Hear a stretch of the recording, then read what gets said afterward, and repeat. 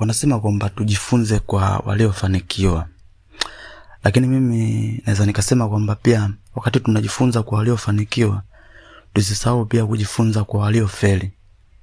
Kwa sababu waliofeli pia ni rahisi kuwafikia na kupata ushauri kutoka kwao na pia kujifunza kutoka kwao.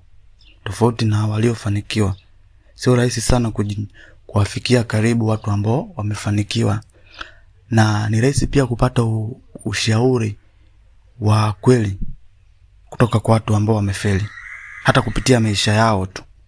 Tofauti na watu ambao wamefanikiwa, wakati mwingine ni ngumu sana kupata ushauri wa kweli kutoka kwa watu ambao wamefanikiwa. Wanasemaga siri ya mafanikio ni siri. Kwa wakati mwingine ni ngumu sana mtu kukuelekeza njia zote ambazo alipita yeye hadi akafanikiwa, lakini ni rahisi mtu kukuonyesha au kukuelekeza njia ambazo alipita zikamfelisha.